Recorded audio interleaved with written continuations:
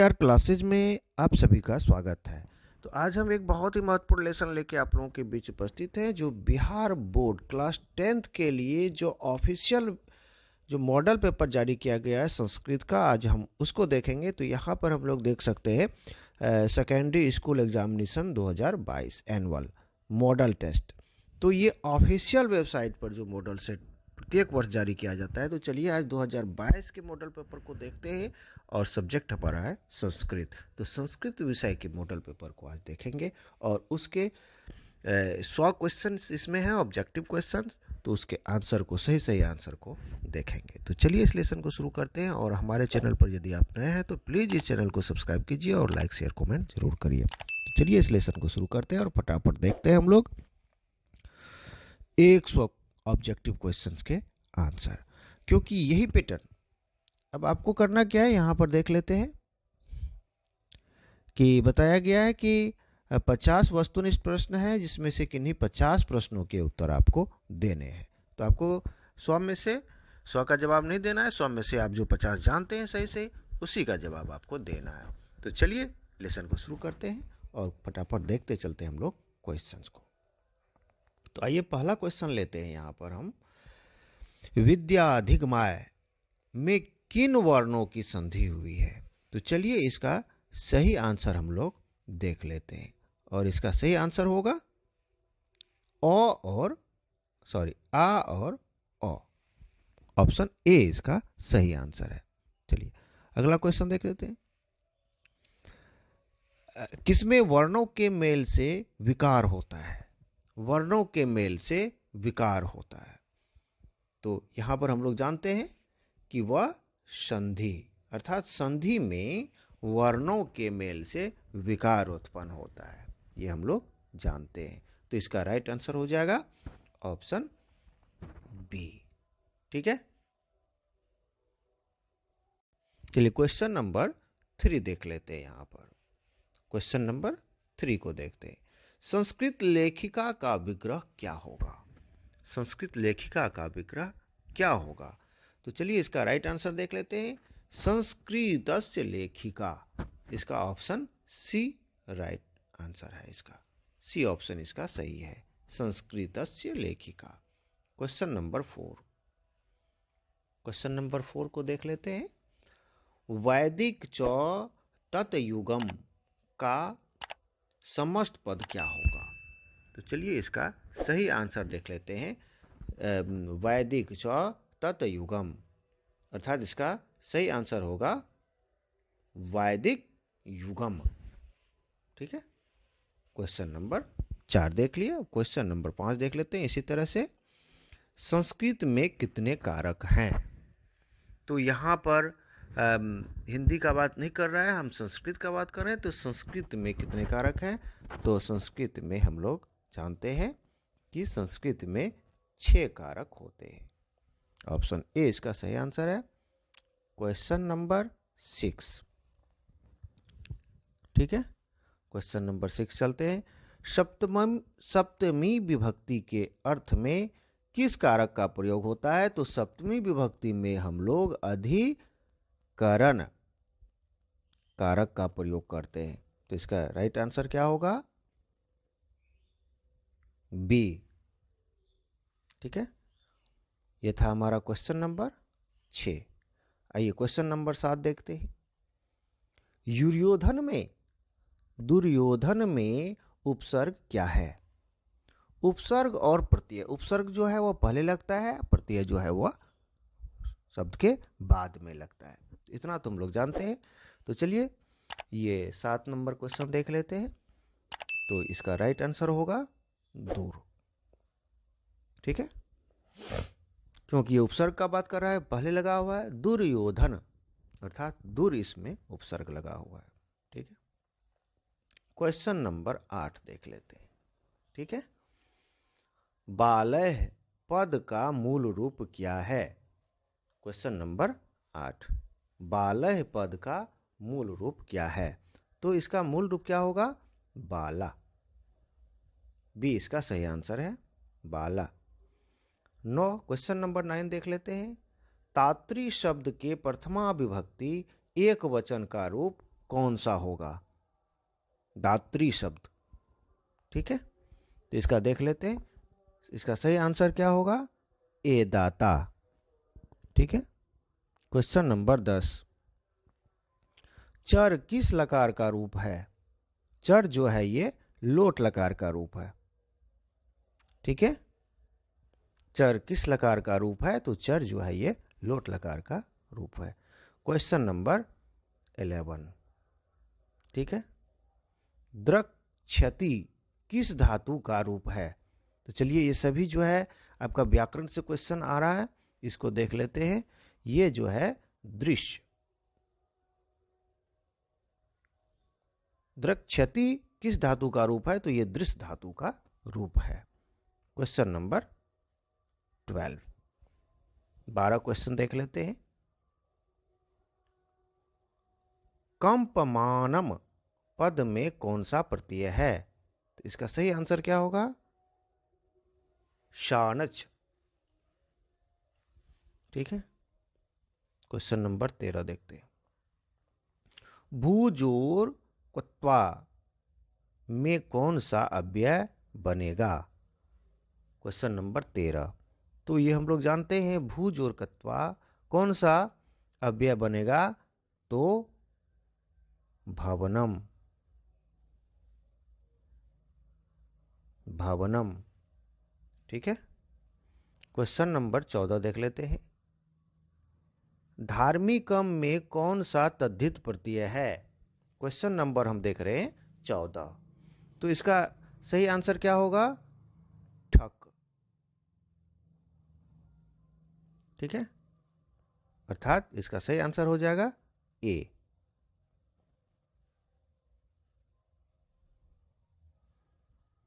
Question number 15 देखते हैं। अज का स्त्रीलिंग रूप क्या होगा? अज का स्त्रीलिंग रूप क्या होगा? अजा। ये तो जानते ही सभी बच्चे, बहुत आसान है ये। अगला क्वेश्चन देख लेते हैं। यथा नद्यः स्यन्दमानाः समुद्रे, किस मंत्र, यह जो मंत्र है ये किस उपनिषद से संकलित है? किस उपनिषद में ये है या किस उपनिषद से लिया गया है? ये क्वेश्चन पूछ रहा है। तो चलिए इसका सही आंसर हम देख लेते हैं। इसका सही आंसर क्या होगा? मुंडको उपनिषद। मुंडको उपनिषद से ये लिया गया है। यथा नद्यः स्यन्दमानाः समुद्रे। ठीक है, चलिए अगला क्वेश्चन देख लेते हैं। क्वेश्चन नंबर 17, अनृतम पद का पर्याय निम्न में कौन सा है? तो चलिए क्वेश्चन नंबर 17 देख लेते हैं। तो इसका सही आंसर क्या होगा? असत्यम। क्वेश्चन नंबर 18, क्वेश्चन नंबर 18 देखते हैं। वेदाहमंतम,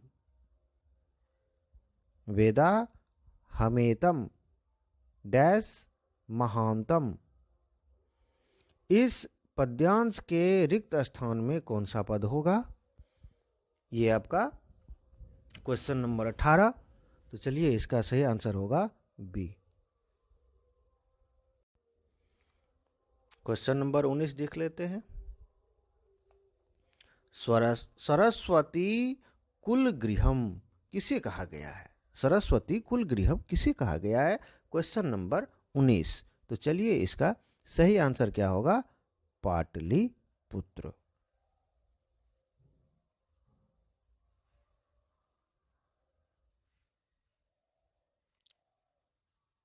क्वेश्चन नंबर 20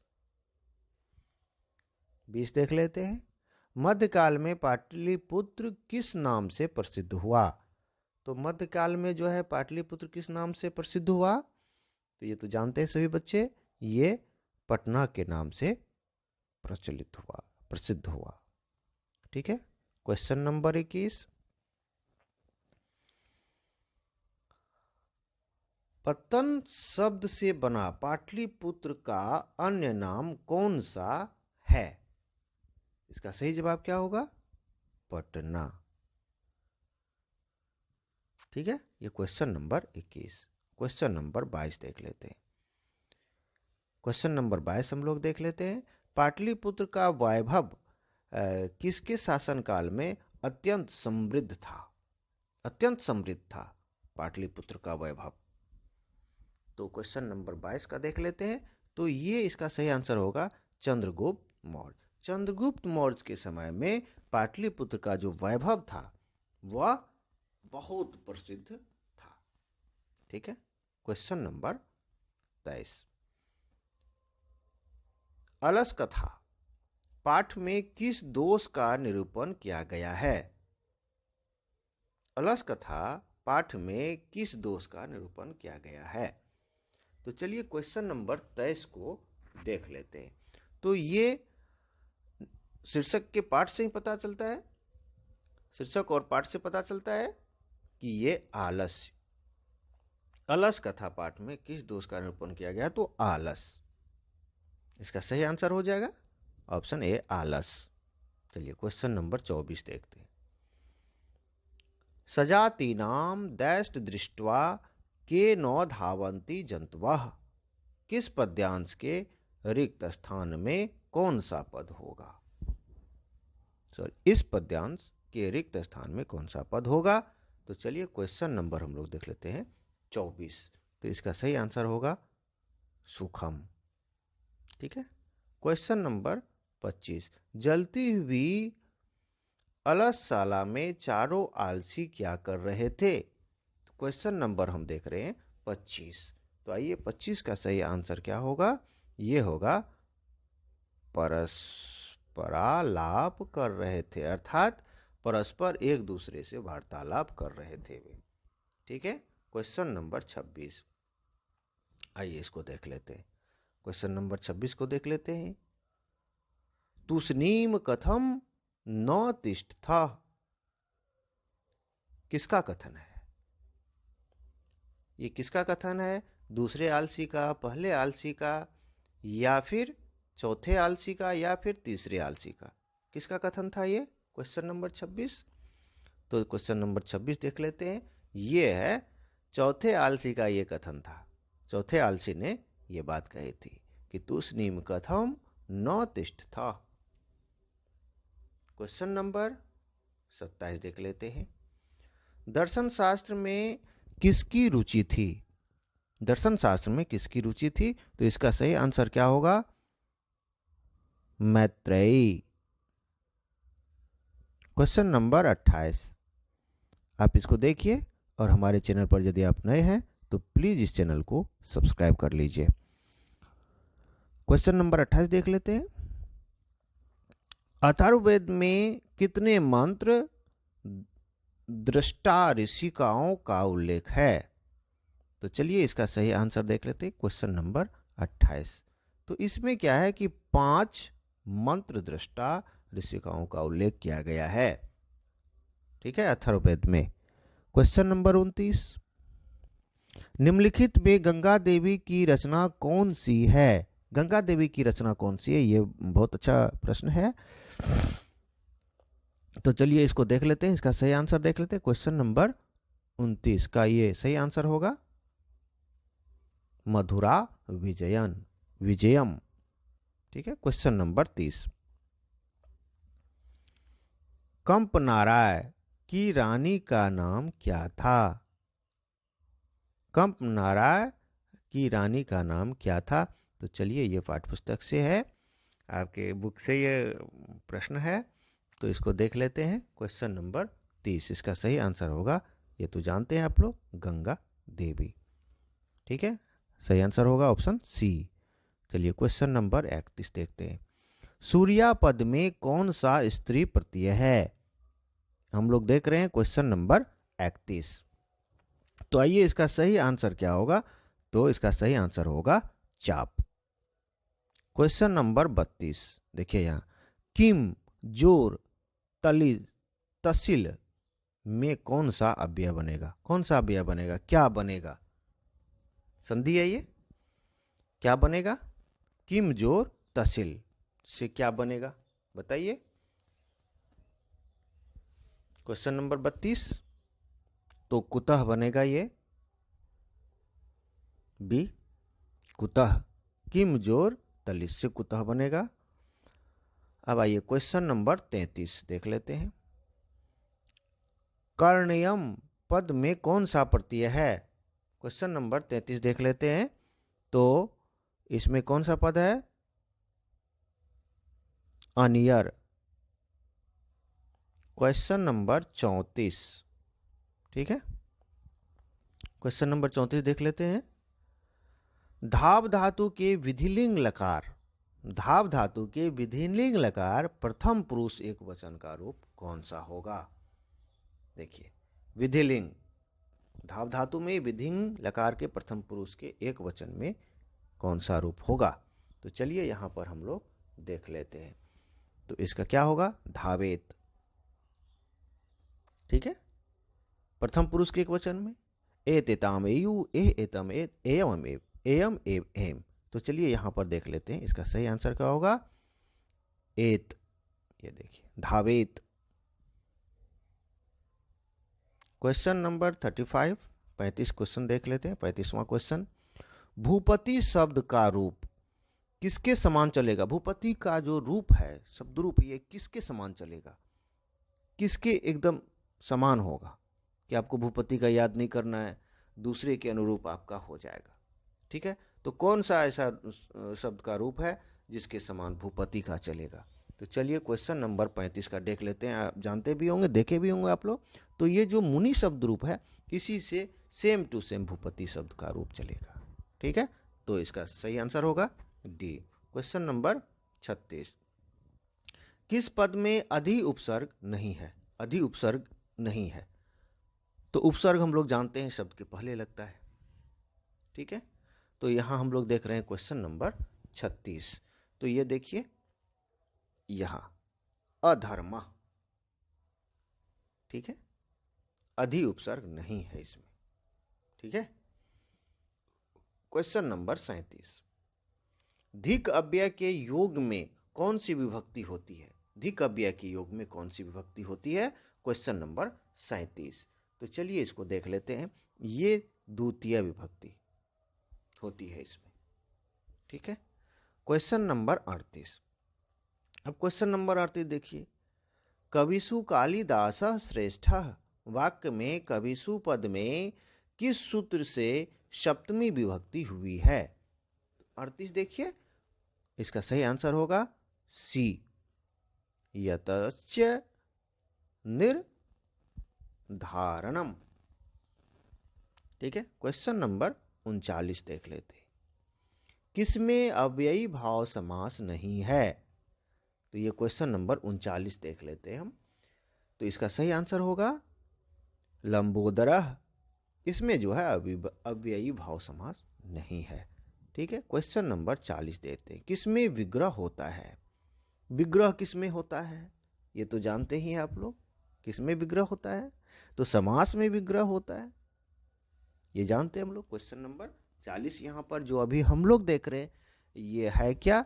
तो ये ऑफिशियल मॉडल पेपर है और इसी पैटर्न पर आपको प्रश्न पूछा जाएगा बोर्ड एग्जाम में क्लास 10th के लिए। तो चलिए अगला क्वेश्चन देखते हैं। क्वेश्चन नंबर 41 को देखिए, क्या कहता है? पाठे अस्मिन किस संधि का उदाहरण है? ये किस संधि का उदाहरण है? ये देखिए, तो ये जो है पूर्व रूप संधि का उदाहरण है। तो आप लोग जानते हैं कि ये कहां और कैसे लगता है ऐसा, तो आप समझ जाइएगा, ठीक है। अब देखिए क्वेश्चन नंबर 42 पर आते हैं। गति जोर इति की संधि क्या होगी? गति जोर इति की संधि क्या होगी? तो चलिए यहां पर देख लेते हैं, गतिति। देखिए एकदम से ये स्पष्ट है, जानते भी हैं आप लोग। तो चलिए अगला क्वेश्चन देख लेते हैं। क्वेश्चन नंबर 43,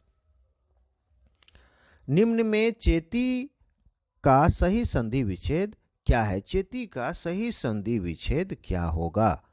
तो चलिए यहां पर हम लोग देख लेते हैं ये क्वेश्चन नंबर 43। तो इसमें क्या होगा? चौ जोर इति चेती, ठीक है। ये इसका सही आंसर है। क्वेश्चन नंबर 44 को देख लेते हैं। किस संधि में, ये सभी जो आपका ग्रामर पोर्शन है, व्याकरण से ये सभी सवाल आ रहे हैं। किस संधि में विसर्ग में विकार परिवर्तन होता है? तो चलिए क्वेश्चन नंबर 44 को देख लेते हैं और इसका सही आंसर क्या होगा? विसर्ग। अर्थात किस संधि में विसर्ग में विकार परिवर्तन होता है? तो विसर्ग। ठीक है। क्वेश्चन नंबर 45, किस समास में उभय पद प्रधान होते हैं? ये तो सभी बच्चे जानते ही होंगे कि उभय पद प्रधान होता है। तो 45 देख लीजिए, द्वंद्व समास। द्वंद्व समास में उभय पद प्रधान होते हैं, ये तो हमको पता ही है। क्वेश्चन नंबर 46 देख लेते हैं। करण कारक विधायक सूत्र निम्न में कौन सा है? तो आप लोग पढ़े होंगे, जो सूत्र हम लोग पढ़ते हैं उसमें से आया होगा करण कारक विधायक सूत्र कौन है। ये बहुत ही महत्वपूर्ण क्वेश्चन है और इसको आप लोग देखिए। तो ये क्वेश्चन नंबर, ये देखिए, इसका विधायक सूत्र क्या है? साधकतमम करणम। क्वेश्चन नंबर 47, ये देख लेते हैं। भारत महिमा पाठ कहां से उद्धृत है? भारत महिमा पाठ, तो चलिए इसको देख लेते हैं, इसका सही आंसर क्या होगा? तो भारत महिमा पाठ क्वेश्चन नंबर 47 हम देख रहे हैं, तो इसका सही आंसर क्या होगा?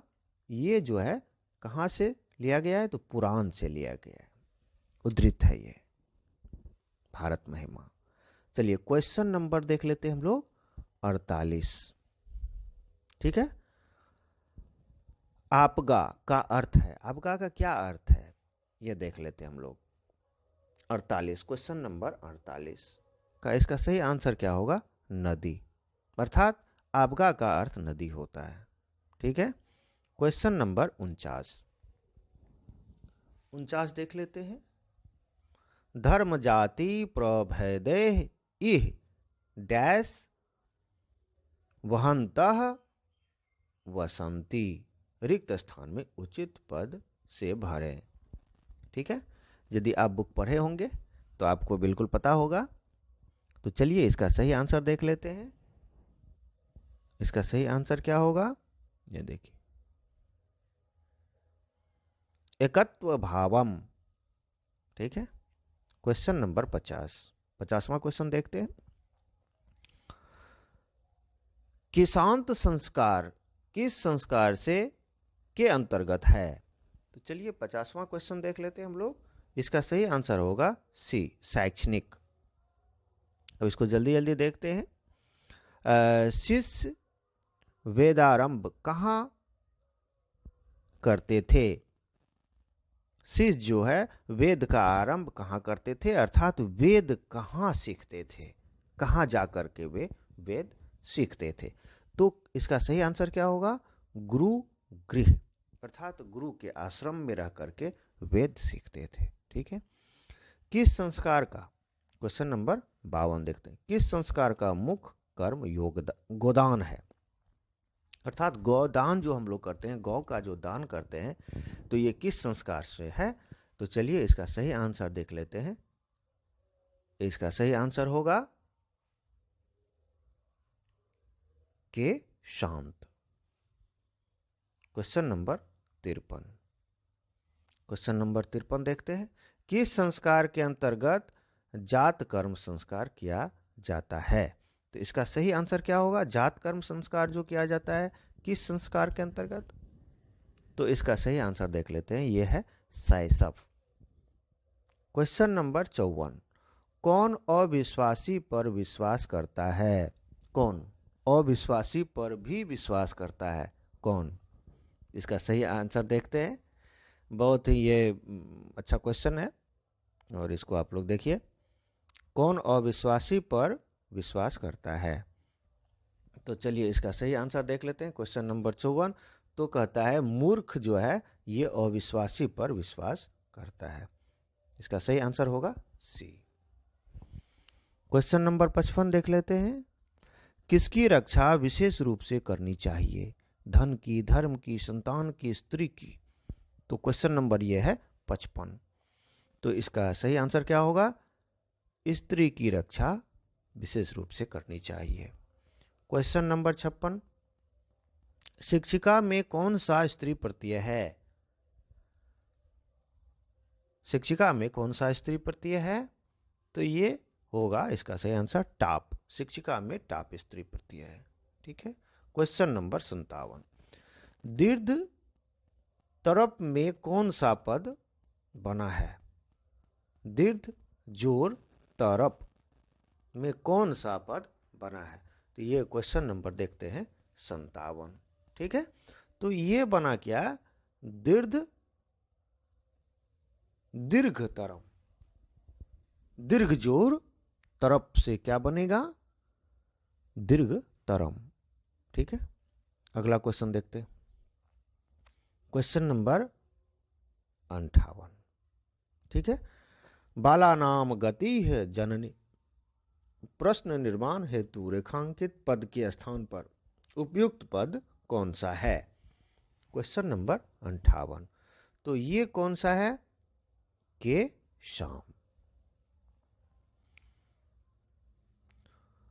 अब देखिए क्वेश्चन नंबर 59, इसको देख लेते हैं। वृथा अव्यय का अर्थ है, वृथा अव्यय का अर्थ है, ये वृथा जो है ये अव्यय शब्द है, इसका क्या अर्थ होगा इसको यही पूछ रहा है। तो चलिए इसका सही आंसर देख लेते हैं। इसका सही आंसर होगा बेकार।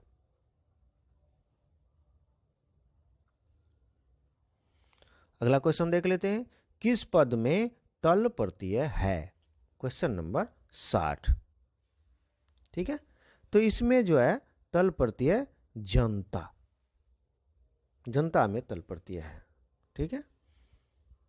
क्वेश्चन नंबर 61, हसन में कौन सा प्रत्यय है? ये सभी व्याकरण से प्रश्न है। तो चलिए हसन में कौन सा प्रत्यय है? तो ये क्वेश्चन नंबर 70 ये। ठीक है। क्वेश्चन नंबर 62, क्रेष्यति में कौन सी धातु है? 62 क्वेश्चन देख लेते हैं, 62वां। तो इसका सही आंसर क्या होगा? क्री। क्वेश्चन नंबर 63, पति शब्द के तृतीया विभक्ति एक वचन का रूप निम्न में से कौन सा है? तो ये क्वेश्चन नंबर हम लोग देख लेते हैं 63। तो इसमें क्या होगा? पत्या। सी इसका ऑप्शन सही है, पत्या। क्वेश्चन नंबर देख लेते हैं 64, किस पद में अब उपसर्ग है? अब उपसर्ग और प्रत्यय हम लोग जानते ही, पहले लग गया, शब्द के पहले लगा तो उपसर्ग है, लास्ट में लगा प्रत्यय है। तो चलिए यहां पर देख लेते हैं क्वेश्चन नंबर 64 में इसका सही आंसर क्या होगा? अवरोध। ठीक है। क्वेश्चन नंबर 55, पृथक, पृथक अलगाव का बोध होने पर किस कारक का प्रयोग होता है? अर्थात अलगाव का भाव, अलगाव होता है। तो ये 65 बहुत अच्छा क्वेश्चन है ये, और बहुत बार पूछा भी गया है। तो चलिए इसका सही आंसर देख लेते हैं। ये है अपादान। ठीक है। अपादान कारक में अलगाव होता है। क्वेश्चन नंबर 66, इसका सही आंसर होगा बी। नमः के योग में कौन सी विभक्ति होगी? तो चतुर्थी विभक्ति होगी। ठीक है। क्वेश्चन नंबर 67 देख लेते हैं, अहम त्वाम पश्यामि वाक्य में त्वाम पद में द्वितीय विभक्ति किस सूत्र से हुई है? तो चलिए क्वेश्चन नंबर 67 देख लेते हैं। इसका सही आंसर होगा सी, कर्मणि द्वितीया। ठीक है। क्वेश्चन नंबर 68, महादेवः में कौन सा समास है? देखिए व्याकरण भाग से बहुत सारे प्रश्न इसमें पूछे गए, और यदि आप हमारे चैनल को देख रहे हैं, वॉच कर रहे हैं, तो प्लीज़ यदि आप सब्सक्राइब नहीं किए हैं तो प्लीज़ हमारे चैनल को सब्सक्राइब कर लीजिए। क्वेश्चन नंबर 68, महादेवः में कौन सा समास है? तो 68 क्वेश्चन देख लेते हैं। महादेवः में कौन सा समास है? तो ये जानते ही आप लोग, कर्म धारय समास है। क्वेश्चन नंबर 69, चलिए इसको देख लेते हैं। धर्मः च अर्थः च कामः च का समस्त पद निम्न में से कौन सा होगा? धर्मः च अर्थः च कामः च, इसमें समस्त पद कौन सा होगा? तो इसका सही आंसर देख लेते हैं। पता लग गया होगा आप लोगों को, धर्मार्थ कामा। क्वेश्चन नंबर 70, लेखन रतम में कौन सा समाज है? लेखन रतम में कौन सा समास है? Question number 70। अब 100 के बहुत करीब आ गए हम लोग। तो चलिए यहां पर इसका सही आंसर देख लेते हैं क्वेश्चन नंबर 70 का। ये क्या है? तो तत्पुरुष, तत्पुरुष समास है। ठीक है, सी सही आंसर है। क्वेश्चन नंबर 71 आते हैं। किस पद में स्वर संधि नहीं है? स्वर संधि इसमें पूछ रहा है आपसे कि किस पद में स्वर संधि नहीं है। जो ये चारों पद दिया गया इसमें से स्वर संधि नहीं है, तो वह क्या है? निश्चितम, निश्चितम। ठीक है, इसमें जो है स्वर संधि नहीं है। अगला देख लेते हैं क्वेश्चन नंबर 72। किन वर्णों के मेल से य बनता है? य किन वर्णों के मेल से मिलता है? बताइए, बहुत आसान, सोचिए। तो चलिए इसका सही आंसर देखते हैं। ओ, ई और अ, ई और अ मिलकर के क्या बनता है? य बनता है। ठीक है, क्वेश्चन नंबर 73 देख लेते हैं। दीर्घ संधि का उदाहरण निम्न में कौन सा है? तो ये है विद्यालय, ऑप्शन ए। बिखनटोला देखने के लिए कौन आए? ये पहले भी पूछा जा चुका है क्वेश्चन। ठीक है, तो इसको देखिए, भिखनटोला देखने के लिए कौन आए थे? तो भिखनटोला देखने के लिए कौन आए थे? तो शिक्षक आए थे। ठीक है, क्वेश्चन नंबर 75, 75वां क्वेश्चन देख लेते हैं। 75, लक्ष्मी संपत्ति किसे प्राप्त होती है? आलसी को, उद्यमी को, धर्मात्मा को, या साधु को? तो चलिए, बहुत ही मजेदार क्वेश्चन है ये। तो क्या आंसर होगा? उद्यमी को। ठीक है, क्वेश्चन नंबर 76, अर्थाभाव का अर्थ क्या है? अर्थाभाव का अर्थ क्या है? तो इसको देखते हैं क्वेश्चन नंबर 76। तो इसका सही आंसर क्या होगा? धनाभाव। क्वेश्चन नंबर 77, अब यहां पर देखते हैं, स्वामी दयानंद का परिवार किसका उपासक था? अर्थात स्वामी दयानंद जो थे ये किसकी आराधना करते थे? ये किसके उपासक थे? तो क्वेश्चन नंबर यहां पर हम देखेंगे 77। तो ये स्वामी दयानंद के सपरिवार क्या थे? शिव के उपासक थे, शिव का उपासक था। ठीक है, क्वेश्चन नंबर 78 आते हैं, देखते हैं। तो मूल शंकर को बिरजानंद के दर्शन कहाँ हुए? तो मथुरा में हुए थे, ये तो पता ही है आप लोगों को। चलिए, क्वेश्चन नंबर 79, मूल शंकर में वैराग्य भाव का उदय कब हुआ? मूल शंकर में वैराग्य भाव का उदय कब हुआ? तो चलिए ये देखते हैं 79। तो ये कहता है कि जब उसकी बहन की मृत्यु के बाद, जब बहन की मृत्यु हो गई थी, इसके बाद उसमें वैराग्य भाव उत्पन्न हुआ। तो चलिए क्वेश्चन नंबर 80 देख लेते हैं। रामायण में अयोध्या कांड से संकलित पाठ निम्न में कौन सा है? तो इसको देख लेते हैं क्वेश्चन नंबर 80। तो ये क्या है? मंदाकिनी वर्णम, अर्थात मंदाकिनी का वर्णन इसमें किया गया है। ठीक है, दान किसको देना चाहिए? ये तो बहुत समझ की बात है, अब बहुत आसान भी है, ये पढ़े भी होंगे आप लोग। दान किसको देना चाहिए? तो इसका सही आंसर होगा गरीब को दान देना चाहिए। चलिए क्वेश्चन नंबर 82 देखते हैं। त्वामहमु अथापयामि किसका कथन है? त्वामहमु थापयामि किसका कथन है? चलिए, पथिक का, श्री कृष्ण का, बाघ का या अर्जुन का, किसका कथन था? यदि आप बुक पढ़े होंगे, किताब यदि पढ़े होंगे तो ये चीज बहुत आसान हो जाएगा आपके लिए। तो चलिए हम क्वेश्चन नंबर देख लेते हैं 82। इसका सही आंसर क्या होगा? ये किसका कथन था? तो ये बाघ का कथन था। चलिए क्वेश्चन नंबर 83 देखते हैं।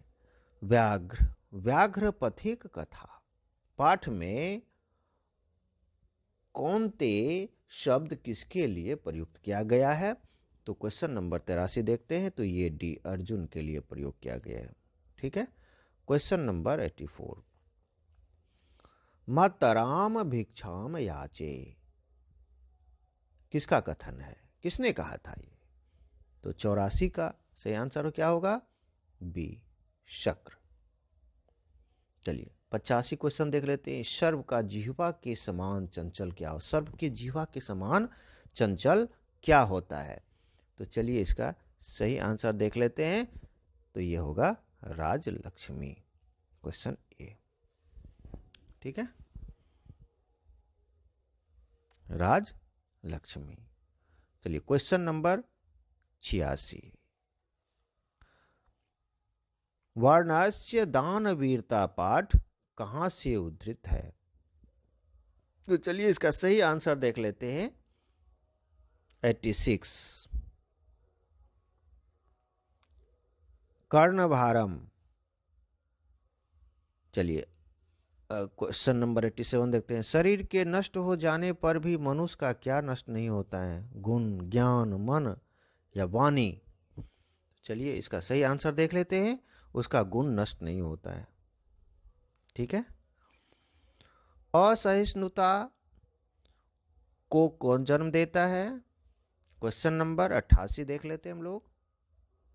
तो ये द्वेष जन्म देता है। असहिष्णुता को द्वेष जन्म देता है। ठीक है। क्वेश्चन नंबर 89, देशों के बीच विवादों का समाधान करना किसका काम है? कि बहुत सारे देशों के बीच यदि विवाद उत्पन्न हो जाता है या दो देशों के बीच विवाद उत्पन्न हो जाता है तो ये किसका काम है? इसको सुलझाना, इसका निवारण करना, ये किसका काम है? तो यहां पर हम लोग देख लेते हैं ये किसका काम है? तो संयुक्त राष्ट्र संघ का काम है ये। ठीक है, ऑप्शन सी। योग दर्शन के प्रवर्तक कौन है? तो ये है पतंजलि। ठीक है, इसका सही आंसर होगा ए। ठीक है, अगला क्वेश्चन देख लेते हैं 91, आचार्य चरक की रचना कौन सी है? तो इसका सही आंसर होगा बी। क्वेश्चन नंबर 92, किस शब्द में डिप प्रत्यय है? सोचिए, तो किस शब्द में डिप प्रत्यय है? युवती, इसमें डिप प्रत्यय है। क्वेश्चन नंबर 93, गौरवम में कौन सा तद्धित प्रत्यय है? 93 में देख लेते हैं। तो ये हो जाएगा अन। ठीक है। क्वेश्चन नंबर 94, अंशु जोर मतुप में कौन सा पद बनेगा? तो यहां पर देख लेते हैं, इसका सही आंसर होगा बी। क्वेश्चन नंबर 95, इसका सही आंसर होगा, हम आंसर बता रहे हैं, गति। 96, अतपद किस धातु का रूप है? तो इसका सही आंसर होगा बी। ठीक है। क्वेश्चन नंबर 97, इसका सही आंसर देते हैं, निष्काम शब्द में उपसर्ग क्या है? निष्काम शब्द में उपसर्ग क्या है? तो यहां पर देख लेते हैं, ये बिल्कुल पता चल रहा है सबसे ही, निस। क्वेश्चन नंबर 98 देखते हैं, परितः के योग में कौन सी विभक्ति होती है? तृतीया, षष्ठी, पंचमी या द्वितीया? तो चलिए इसका सही आंसर देख लेते हैं। तो इसका सही आंसर क्या होगा? द्वितीय। नए समास का पहला पद होता है। चलिए 99 क्वेश्चन है, तो ये नकारात्मक। और हमारा 100वां क्वेश्चन है, तो छंद शास्त्र के रचयिता कौन है? तो इसके रचयिता हैं आचार्य पिंगल। ठीक है, तो इस तरह से हम लोगों ने अभी देखा कि आपका जो ऑफिशियल मॉडल सेट है संस्कृत का, मॉडल सेट पेपर, उसको हम लोगों ने अभी देखा और इसको अभी हम लोगों ने समझे। तो चलिए आप लोग हमारे लेसन को वॉच किए, और यदि आप हमारे चैनल पर नए हैं तो प्लीज़ हमारे चैनल को सब्सक्राइब कर लीजिए और लाइक शेयर कमेंट करिए। बहुत बहुत धन्यवाद।